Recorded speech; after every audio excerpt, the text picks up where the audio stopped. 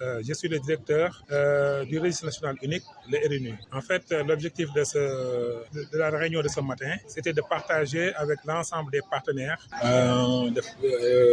des expériences liées à l'utilisation du RNU. Comme vous le savez, le Sénégal dispose depuis 2015 d'un instrument qu'on appelle le registre national unique, RNU, qui est utilisé par une vingtaine de projets et programmes et qui vise à renforcer la résilience des communautés. Bon, comme vous le savez, depuis quelques années, avant la Covid, mais ça a été exacerbé avec la Covid, actuellement aussi nous assistons à un conflit international lié à la guerre qui est à l'Ukraine, qui entraîne un renchérissement des prix, mais aussi nous assistons aussi à ce qu'on appelle les changements climatiques qui entraînent quand même des chocs et des sinistres au niveau des communautés. Et pour ce faire, à chaque fois quand il y a un choc, nous devons intervenir vite, nous devons intervenir avec précision, mais aussi nous devons intervenir aussi avec efficience. C'est pourquoi quand on a une base de données comme le registre, qui est une base de données nominative sur l'ensemble du pays, toutes les régions, toutes les communes, l'ensemble des villages et quartiers du pays, quand il y a un choc, on peut rapidement identifier les ménages, les assister, mais dans un esprit de complémentarité. Parce que le registre, ce n'est pas un registre du gouvernement, c'est un instrument du gouvernement, mais pour la mise en œuvre de l'ensemble des politiques, des projets et programmes des partenaires. C'est pourquoi aujourd'hui, vous avez vu, il y a beaucoup de partenaires qui sont avec nous, ce sont des partenaires qui utilisent le RNU. Pourquoi? Parce que ça permet d'agir vite, ça permet aussi de concentrer les efforts en termes d'intervention sociale sur ces communautés vulnérables qui sont affectées par les différents chocs.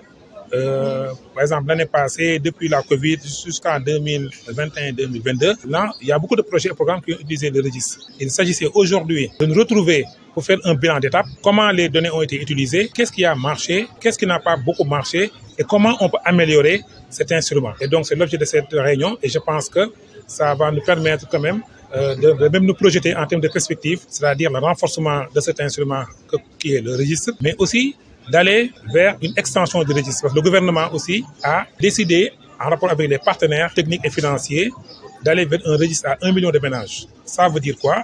Il nous faut un instrument à large spectre qui va concentrer pratiquement 55% des ménages du pays qui sont dans des situations de pauvreté et de vulnérabilité.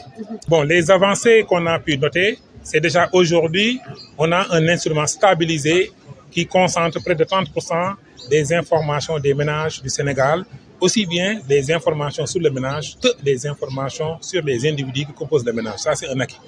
Deuxièmement aussi, nous avons pu mettre en place un système d'information où tout le processus de collecte des données, depuis les enquêtes, la collecte des données, le suivi de ces ménages, l'encadrement, jusqu'à la gestion des réclamations, tout le dispositif est dématérialisé.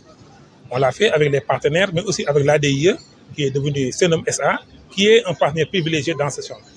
L'autre aspect aussi, nous avons aussi fait des pas importants parce que nous avons renforcé le dispositif de protection des données personnelles.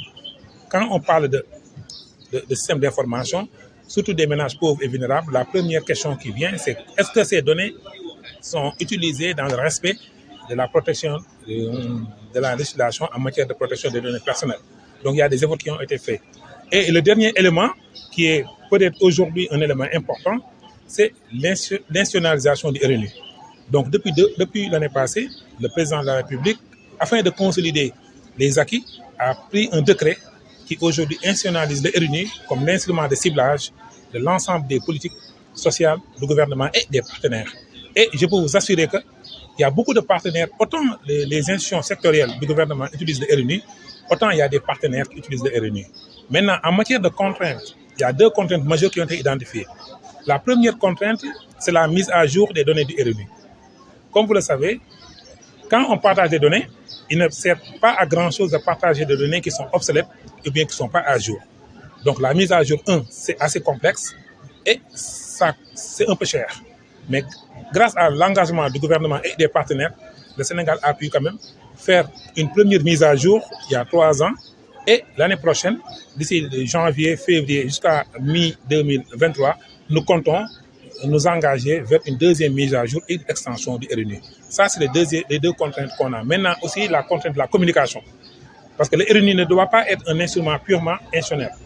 Ça doit être un instrument qui est connu par les institutions, parce que les techniciens qui travaillent dans le secteur, mais aussi les populations et les ménages aussi doivent bien comprendre aujourd'hui les enjeux liés au RNU, le ciblage, la gestion des réclamations, la question de la mise à jour, et nous travaillons dans ce sens. Et il y a un plan de communication qui a été élaboré et l'année prochaine, nous allons nous engager dans cette perspective.